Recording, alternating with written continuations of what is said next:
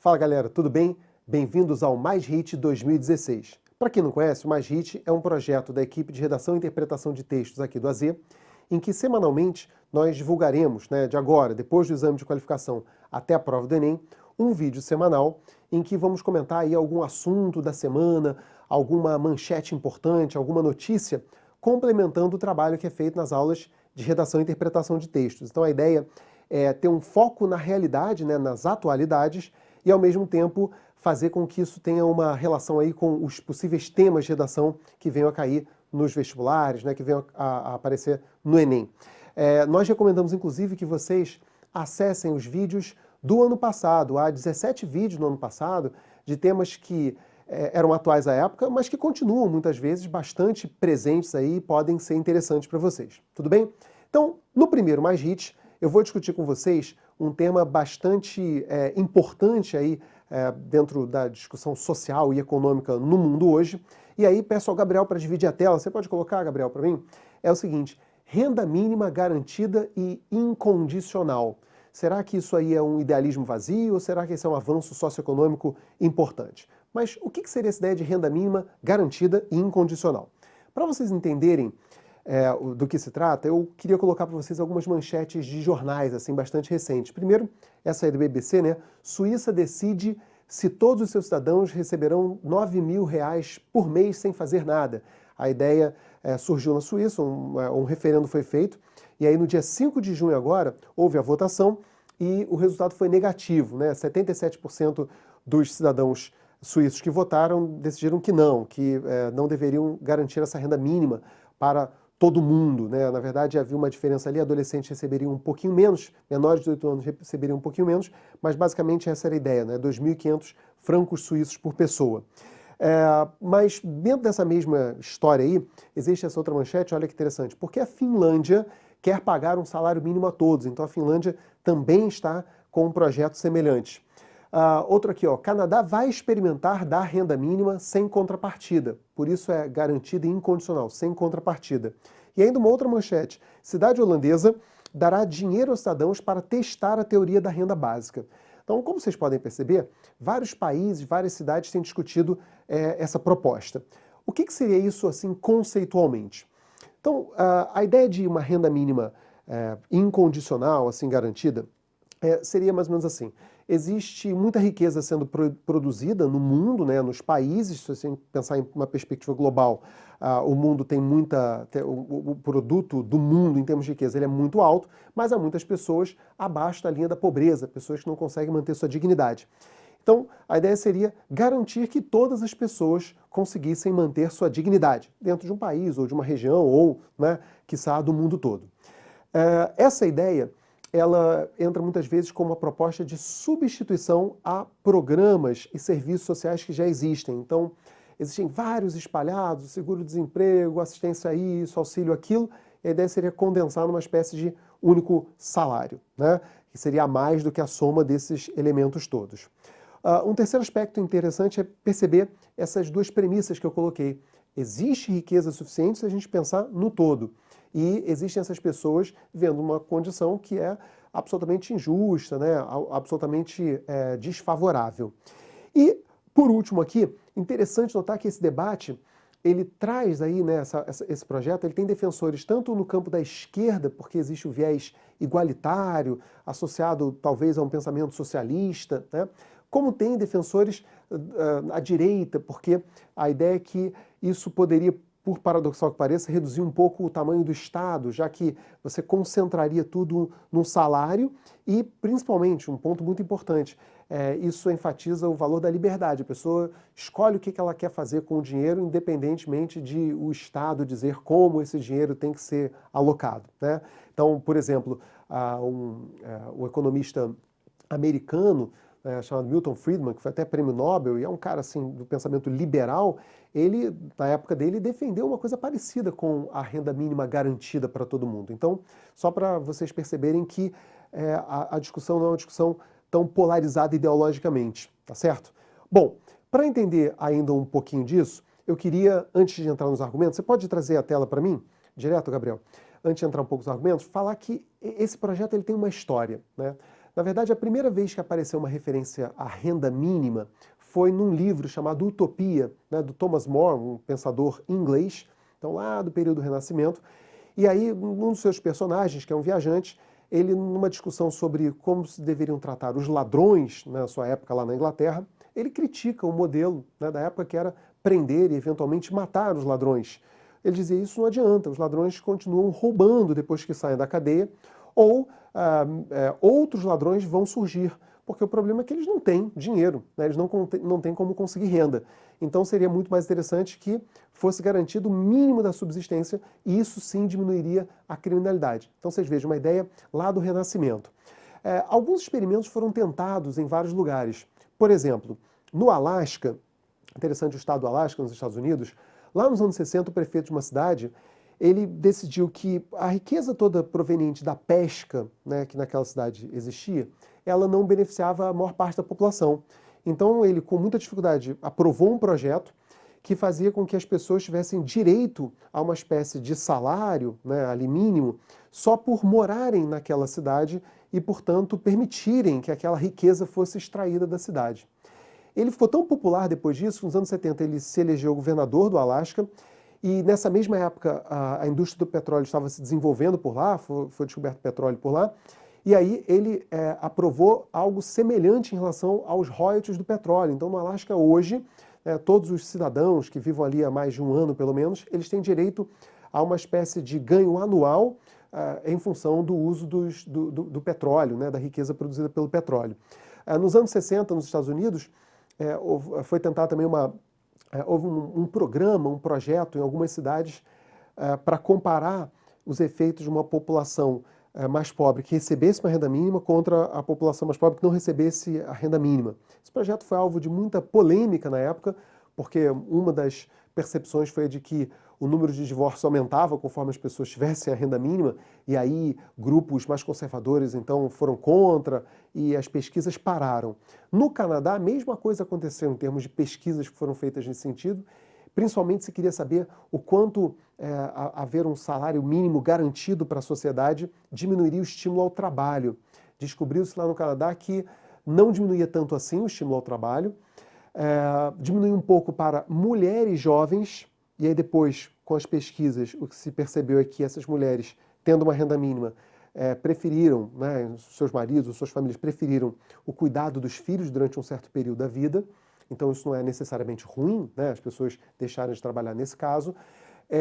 E também se percebeu que aumentou a escolaridade, porque os meninos jovens que eram muito pressionados a ir para o mercado de trabalho, como suas famílias recebiam uma renda mínima, eles ficavam mais estimulados a continuar na escola.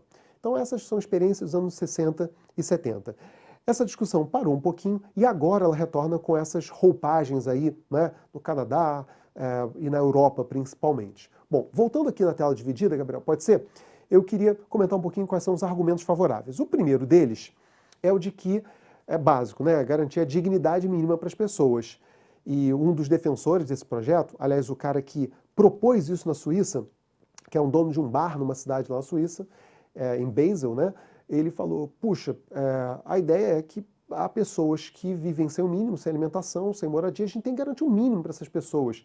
Ele diz assim, qualquer criança, né, mesmo sem ter sido muito ainda educada ou formada, ela tem esse senso de justiça. Por que alguém, só por ter nascido numa família pobre, num lugar pobre, não consegue se alimentar direito, não tem suas roupas garantidas?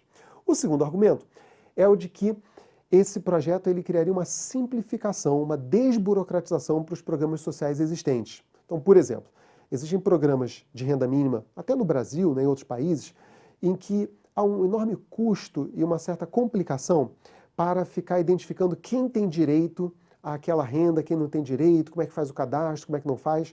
Então, se a renda mínima é igual para todas as pessoas da sociedade, né, você não tem que ficar cadastrando, não tem que ficar identificando, combatendo fraude, porque é como se a fraude ficasse desestimulada. Todos vão conseguir o benefício, né?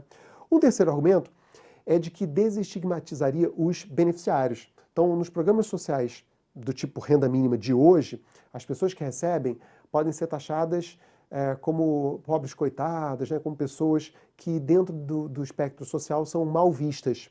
Num projeto de renda mínima incondicional, todo mundo recebe igualmente, então não há distinção nesse sentido. Um quarto argumento é que, aí é uma previsão de futuro, né, a ideia é que isso aumentaria a qualidade de vida. As pessoas ficariam menos propensas a aceitar trabalhos semi-escravos, trabalhos degradantes. Elas poderiam decidir usar parte do tempo delas para o lazer, para alguma coisa criativa, para estudar, para cuidar da família, né? Então, é possível sim, segundo os defensores, que as pessoas trabalhem menos, né, já que elas vão ter um mínimo garantido em termos de renda, mas isso não seria necessariamente ruim, né, como um todo para a sociedade, para as pessoas. As pessoas almejam aumento de qualidade de vida, afinal de contas. E, por último, esse argumento bastante atual aí, que é o de uma ferramenta de combate à substituição da mão de obra pelas máquinas, pelos processos automatizados. Bom, há muito tempo, a gente sabe, as máquinas vêm substituindo o homem em uma série de tarefas. E durante muito tempo, um argumento a respeito disso era dizer assim, olha, realmente, alguns postos de trabalho estão terminando, mas outros estão surgindo. Basta que essas pessoas se qualifiquem e ocupem esses novos postos. Só que agora o que se percebeu é que essas mudanças no mercado de trabalho, elas são tão rápidas, elas são tão radicais, que de repente, de uma hora para outra, carros automatizados vão desempregar milhares de motoristas, né? E essas pessoas não vão ter tempo para se requalificar. Então, a renda mínima garantida seria uma rede de segurança para essas mudanças aí tecnológicas que têm acontecido. Então, esses são os principais argumentos. Do lado contrário a esse projeto, né, e aí a gente está falando de argumentos que, no caso da Suíça, foram vitoriosos dentro do referendo, primeiro, há essa enorme preocupação no sentido de que uma renda mínima garantida vai desestimular o trabalho. Se as pessoas receberem R$2.000, R$5.000, R$1.000, aí depende do valor, né, que seria estipulado em cada lugar, mas uma certa quantidade de dinheiro, talvez elas não queiram trabalhar. E aí as pessoas ficam preocupadas com isso, porque é possível que algum desequilíbrio econômico ocorresse a partir daí. Como é que fica o mercado de trabalho se há poucas pessoas dispostas a cumprir certas funções? O segundo argumento, e aí isso foi muito forte na Suíça, é que um país que adotasse um sistema como esse teria um enorme incentivo à imigração. E, lógico, a imigração traz alguns problemas, algumas dificuldades, algumas pressões, né, sociais e econômicas para esse país, e aí as pessoas ficam preocupadas com isso. Um terceiro argumento é o de que a renda mínima garantida talvez criasse uma inflação automática. Então, já que todo mundo recebe esse dinheiro, os custos de produção talvez aumentem e o estímulo, né, na venda dos produtos talvez seja de aumentar os preços também, já que as pessoas podem pagar. Então, essa preocupação. O outro argumento, talvez aí o principal contrário ao projeto, deve ser uma coisa em relação à qual você já está se perguntando aí, né, do outro lado da tela, que é como é que a gente financia isso? Né? De onde vai vir o dinheiro para pagar todo mundo um salário mínimo decente, legal, assim? Será que vai haver muito aumento de impostos? Alguns dizem, inclusive, que seria impossível garantir isso. No caso da Suíça, a conta feita foi de que seriam necessários 208 bilhões de dólares por ano, que corresponderia a cerca de 35% do PIB da Suíça, né? E, por último, não menos importante, alguns argumentam que isso poderia enfraquecer os sistemas públicos, porque quando se paga esse salário, e a ideia é que cada pessoa faça com o salário o uso que ela quiser do dinheiro, é possível que isso criasse um estímulo à privatização de sistemas de saúde, de educação e coisas do gênero. Então, o próprio Estado, na visão de quem acha que o Estado tem que estar mais presente, ele poderia ficar enfraquecido, né? Como vocês podem perceber, essa discussão ela não está terminada. Então, há algumas dúvidas aí bem interessantes em relação às quais a gente pode pensar. Primeiro, será que a renda mínima desincentivaria o trabalho, sim ou não, né? Qual seria a consequência disso, efetivamente, se um projeto como esse fosse colocado em prática? Segunda pergunta, quais as consequências econômicas e comportamentais de uma renda mínima garantida? Então, para além do trabalho, o que as pessoas fariam? Quais seriam os comportamentos delas? Como é que a economia seria afetada com essa injeção de dinheiro no bolso das pessoas diretamente? Isso é bom porque esse dinheiro vai retornar para a própria economia, vai dinamizá-la? Isso é ruim porque desincentiva a competição no mercado de trabalho, a inovação? Então, não sabe, né, qual é a resposta definitiva para isso. Terceiro, aquilo que eu coloquei do argumento contrário, mas é uma dúvida aí, como é que esse valor seria financiado sem colapsar a economia? O defensor do projeto lá na Suíça, ele não acreditava que o projeto seria aprovado, ele achava inclusive que ganharia só uns 10% de apoio da população. Diz ele que ficou muito feliz com o apoio de 20 e poucos por cento, né, dos suíços, e que ele acha que a ideia que tem que ser colocada, mesmo que as condições de concretizá-la ainda não estejam muito claras para todo mundo, né? Ele disse assim, a gente precisa pensar se a gente acha justo que as pessoas não tenham como garantir sua dignidade. Porque se a gente acha isso injusto, a gente tem que ajudar as pessoas, né? Como sociedade, como país, como mundo, né? Se a gente pensar em perspectiva global. E aí depois a gente tenta desenvolver os meios para isso. Mas há uma dúvida aí prática, né? Será que a gente consegue financiar? De novo na tela. Essas dúvidas, elas se amplificam para um debate maior, que eu acho interessante, uma reflexão de vocês. Uma primeira discussão é sobre a distinção entre atividade produtiva e trabalho, né? Ou emprego, melhor dizendo. Então, muitos especialistas, sociólogos, né, teóricos aí sobre as relações sociais e econômicas, dizem que, no futuro, é possível que o emprego tal como foi concebido, né, no projeto da Revolução Industrial e como a gente conhece até hoje, ele desapareça, ele se torne quase irrelevante. O que não significa que as pessoas não vão poder fazer atividades produtivas das mais diversas maneiras, mas sem essa relação direta entre o empregador que paga um salário para alguém entregar um certo produto ou um certo serviço, um dado tempo, né? Então, se as pessoas tivessem tempo livre, como é que elas ocupariam esse tempo? Será que elas ocupariam o tempo apenas com atividades improdutivas? Eu estou colocando aspas aqui porque até as atividades improdutivas são importantes para a economia, né? O consumo de entretenimento, de lazer, ele tem um efeito na economia. Ou elas seriam produtivas? O que as pessoas fariam, afinal de contas? A gente poderia pensar nisso, né? Como é que as pessoas, numa sociedade, deveriam usar seu tempo? Há um pensador, por exemplo, na verdade é um cara que é dono de um fundo de investimentos lá no Vale do Silício, que financia empresas de tecnologia. Ele está financiando uma pesquisa sobre essa questão da renda mínima, e ele diz assim, puxa, se no mundo, né, daqui a um tempo, todo o funcionamento da sociedade puder funcionar com só uns 10% das pessoas trabalhando, porque o resto vai ser automatizado, esses 10% das pessoas trabalhando talvez sejam pessoas estimuladas a trabalhar porque vão ganhar muito mais dinheiro, ou porque querem inovar, querem criar, tem outros estímulos internos para a criação, e os outros 90% da sociedade não trabalharem, qual o problema disso, né? Se a sociedade se bancar assim?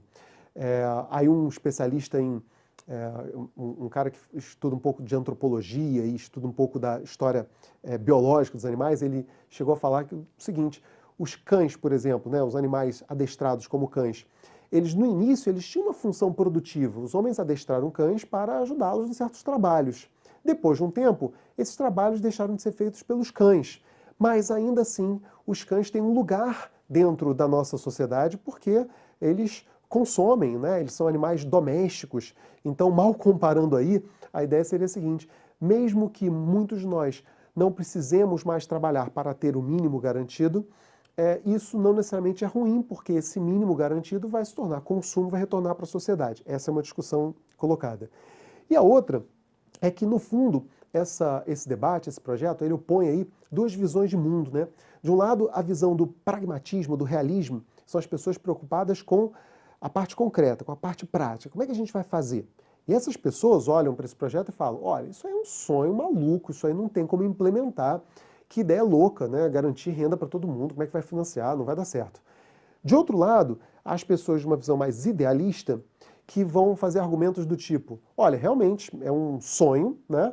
Mas nós temos que pensar que na nossa história nós já tivemos sonhos que pareciam impossíveis e irrealizáveis, como abolir a escravidão, como ter voto universal, e nós implementamos isso e tudo correu bem e a sociedade, o mundo ficou melhor depois dessas coisas. Então, por que não pensar que esse sonho pode ser concretizado, né? Para fechar, queria deixar vocês com algumas referências aí que me parecem interessantes. A primeira é esse BIEN, né? Que é uma rede mundial, uma espécie de ONG mundial que é para a renda mínima. O projeto é no mundo inteiro tentar estabelecer. Você vê que eles têm aí no site deles um obrigado à Suíça por isso, né? A partir do referendo, 23%, né, das pessoas disseram sim. e aí essa rede tem muitos argumentos e projetos no mundo todo que dizem respeito a isso, acho que é interessante vocês darem uma olhadinha. A segunda referência é uma coisa que pode surpreender muitos de vocês, mas aqui no Brasil, o senador Eduardo Suplicy, do Partido dos Trabalhadores, ele tinha um projeto, né, e ele levou esse projeto à frente, e aí, pouca gente sabe, mas em 2004 esse projeto foi aprovado. Então, olha só que interessante, no Brasil já existe desde 2004 uma lei que garante renda mínima a todos os brasileiros, independentemente de qualquer condição. Só que essa lei, ela no texto, depois eu posso colocar o link para vocês lerem, posso colocar na descrição aqui do vídeo, tá? Essa lei, ela diz que ela precisa ser regulamentada, ou seja, que depois o Poder Executivo vai determinar qual o valor dentro da lei de responsabilidade fiscal, vai ver qual vai ser o mecanismo para a implementação, o cronograma para implementar isso, e aí o senador Suplicy, ele sempre reclama que desde que a lei foi aprovada em 2004, nenhum governo tratou de querer implementá-la. E aí um detalhe muito importante, ser uma lei faz toda a diferença. Por quê? Não se trata do projeto de um governo numa dada época, né, que seria modificado por um outro governo. É uma coisa que, estando presente no nosso código, teria que ser mantida por todos os governantes dali em diante, né, só poderia ser modificada se tivesse uma reforma, né, nessa lei. Mas o fato é que a lei só existe no papel. E aí uma última referenciazinha é um vídeo, ele não tem em versão legendada, tá? Do Milton Friedman, esse pensador, esse economista americano, ali dos anos 60, 60, 70, prêmio Nobel, né? Que foi professor da Escola de Chicago e defende esse projeto do imposto de renda negativo, que é parecido com a ideia de renda mínima, né? Um imposto de renda, ele hoje em dia é assim, se a pessoa ganha abaixo de um certo valor, daqui para baixo, nada ou muito pouco, ela não paga imposto de renda. À medida que ela vai ganhando mais, ela vai sendo colocada, isso varia de país para país, né, mas em certas faixas percentuais e ela tem que pagar um imposto de renda.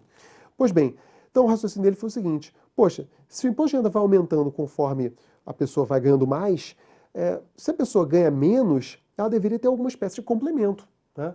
E aí ele propôs isso nunca foi levado adiante efetivamente, mas ele fez essa proposta e é uma ideia bastante interessante. Bom, basicamente, gente, isso eu queria só deixar esse debate aí no ar para vocês.